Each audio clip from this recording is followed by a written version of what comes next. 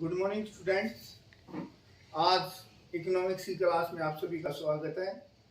आज का जो हमारा टॉपिक है वो है एक अच्छी पर्सनालिटी के गुण बताइए। Define the quality of a good question. मतलब एक अच्छी पर्सनालिटी में क्या क्या गुण होने चाहिए। एक quality of a good questionnaire मतलब एक जो अच्छी पर्सनालिटी होती है उसमें क्या क्या गुण होने चाहिए या कौन सी पर्सनालिटी अच्छी होती है। कई बार बच्चे सोचते हैं कि कौन सी पर्सनालिटी अच्छी है और कौन सी गंदी है। जो आजकल के बच्चे हैं वो क्या सोचते हैं, जिसमें कम क्वेश्चन होते हैं ना उसको अच्छी मानते हैं, जिसमें ज्यादा क्वेश्चन आते हैं तो क्या होता है उसे अच्छा नहीं मानते। बच्चे होते हैं ना वो क्या सोचते हैं, जिसमें कम क्वेश्चन होते हैं उसको अच्छा मानते हैं, जिसमें ज्यादा होते हैं उसको अच्छा नहीं मानते। आज मैं उसी के बेस पर आपको बताऊंगा कि quality of a good questionnaire, एक अच्छी पर्सनालिटी की क्या क्या विशेषताएं होती हैं। तो एक अच्छी पर्सनालिटी बनाते समय या तो हम बनाते हैं या हम करते हैं तो उसको निम्नलिखित बातों का ध्यान रखना चाहिए। क्या करना चाहिए हमें? निम्नलिखित बातों का ध्यान रखना चाहिए जिससे हमारी क्या हो, एक अच्छी पर्सनालिटी, एक अच्छी क्वेश्चनरी, गुड क्वेश्चनरी क्या हो सके, प्रीपेयर तैयार हो सके। तो उसके लिए हमें निम्नलिखित बातों का ध्यान रखना पड़ेगा। नंबर 1, प्रश्नों की संख्या, प्रश्नों की कम संख्या, लेस नंबर ऑफ क्वेश्चन। तो हमारी पहली विशेषता क्या होनी चाहिए? लेस नंबर ऑफ क्वेश्चन, प्रश्नों की कम संख्या होनी चाहिए। क्या होनी चाहिए? प्रश्नों की कम संख्या होनी चाहिए। प्रश्नावली में प्रश्नों की संख्या जहां तक संभव हो क्या होनी चाहिए? कम होनी चाहिए। क्योंकि जो बच्चे होते हैं या कोई भी कोई काम करता है, एक्सरसाइज करता है तो क्या सोचता है कि इसमें क्या होने चाहिए, जो पर्सन है ना वो क्या होने चाहिए, लेस होने चाहिए। अगर ज्यादा होंगे तो हमारा इंटरेस्ट होगा वो क्या हो जाएगा, कम हो जाएगा। तो एक quality of a good questionnaire की फर्स्ट फीचर या विशेषता क्या है? लेस नंबर ऑफ क्वेश्चन, प्रश्नों की संख्या कम होनी चाहिए। अगर प्रश्नों की संख्या कम है तो हमारा इंटरेस्ट होगा, अगर ज्यादा होंगे तो इंटरेस्ट क्या होगा, कम हो जाता है। तो इसलिए क्या है, प्रश्नावली में प्रश्नों की संख्या जहां तक संभव हो क्या होनी चाहिए, कम होनी चाहिए। उसके बाद हमारी दूसरी विशेषता क्या है? सरलता, सिंप्लिसिटी। सिंप्लिसिटी मतलब प्रश्नों की भाषा सरल और स्पष्ट होनी चाहिए। जो हमारे क्वेश्चन है उनकी जो भाषा वो क्या होनी चाहिए, इजी, सिंपल और क्लियर होनी चाहिए। सिंपल और क्लियर होनी चाहिए। अगर कोई क्वेश्चन है डिफिकल्ट है, अगर उसकी लैंग्वेज हमें समझ में नहीं आएगी, हम अंडरस्टैंड नहीं कर पाएंगे तो क्या होगा, उस क्वेश्चन को बनाते समय या निकालते समय या सोल्व करते समय हमें अनेक प्रॉब्लम, बहुत सारी समस्याओं का सामना करना पड़ेगा।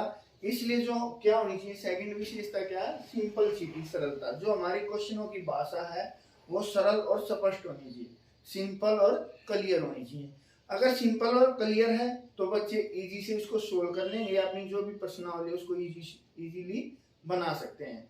तो उसके बाद है थर्ड, प्रश्नों का उचित क्रम, प्रॉपर ऑर्डर ऑफ क्वेश्चन। तीसरी विशेषता क्या है, जो हमारे क्वेश्चन है वो क्या होने चाहिए, प्रॉपर ऑर्डर में होने चाहिए। प्रश्नों का उचित क्रम होना चाहिए। उचित क्रम मतलब जिस टाइप के हम क्वेश्चन कर रहे हैं उसी टाइप के क्वेश्चन होने चाहिए और प्रॉपर ऑर्डर में होने चाहिए।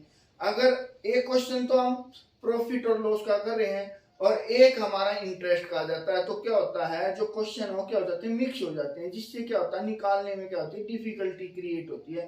तो क्या होना चाहिए, proper order of question. Question क्या होने चाहिए, प्रॉपर ऑर्डर में होने चाहिए, उचित क्रम में होने चाहिए। अगर उचित क्रम में होंगे तो हम इजीली सोल्व कर सकते हैं, अगर उचित क्रम में नहीं होंगे तो क्या होगा, उसको निकालने में या क्वेश्चनरी, एक क्वेश्चनरी बनाने में क्या होगी, प्रॉब्लम होगी।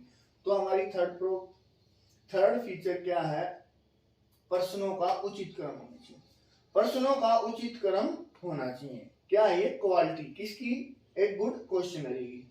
उसके बाद है अनुचित प्रश्न नहीं होने चाहिए, नो अनडिजायरेबल क्वेश्चन। मतलब कोई भी प्रश्नावली है उसमें ऐसे प्रश्न नहीं पूछे जाने चाहिए जो सूचना देने वाले के मान को ठेस पहुंचाते हैं।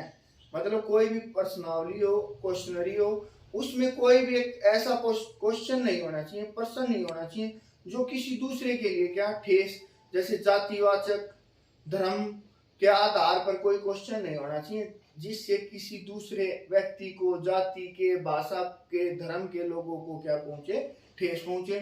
तो हमें कोई भी प्रश्नावली बनाते समय इन बातों का ध्यान रखना चाहिए कि कोई भी अनुचित प्रश्न नहीं होना चाहिए जिससे किसी भी व्यक्ति को ठेस पहुंचे। उसके बाद लास्ट हमारा है सत्यता की जांच, क्रॉस वेरिफिकेशन। जो क्वेश्चन होने चाहिए ना प्रश्नावली में, ऐसे भी प्रश्न पूछे जाने चाहिए जिनसे उत्तरों की परस्पर जांच की जा सके। जो हमारा आंसर है उसको क्या किया जा सके, वेरीफाई किया जा सके। अगर वेरीफाई कर लेंगे तो क्या होगा, इससे जो हमारी क्वेश्चनरी है वो अच्छी तैयार होगी। अगर हम क्रॉस वेरिफिकेशन नहीं करेंगे तो कई बार क्या हो जाती है, मिस्टेक हो जाती है। अगर मिस्टेक होगी तो क्या होगी, जो हमारी क्वेश्चनरी तैयार की है वो क्या हो जाएगी, गलत हो जाएगी। तो क्या विशेषता होनी चाहिए, सत्यता की जांच, क्रॉस वेरिफिकेशन। मतलब ऐसे प्रश्न होने चाहिए कि जिनके उत्तरों की क्या की जा सके, क्रॉस वेरिफिकेशन की जा सके। फिर मैं एक बार आपको रिपीट करा रहा हूं, क्या क्या फीचर्स होने चाहिए एक अच्छी प्रश्नावली में। प्रश्नों की संख्या कम होनी चाहिए। दूसरी, सिंपलिसिटी, सरलता होनी चाहिए। तीसरी, जो प्रश्नों का उचित क्रम होना चाहिए। जो क्वेश्चन हमारे क्या होने चाहिए, प्रॉपर ऑर्डर में होने चाहिए। चौथी, नो अनडिजायरेबल क्वेश्चन, अनुचित प्रश्न नहीं होने चाहिए। अनुचित मतलब गलत, जो किसी भी व्यक्ति को ठेस पहुंचाते हो, ऐसे क्वेश्चन नहीं होने चाहिए। उसके बाद क्या है, क्रॉस वेरिफिकेशन। मतलब को प्रश्नावली में ऐसे क्वेश्चन होने चाहिए जिनके जो आंसर उनकी क्या की जा सके, क्रॉस वेरिफिकेशन की जा सके। धन्यवाद। आज का हमारा टॉपिक यहीं पर समाप्त है।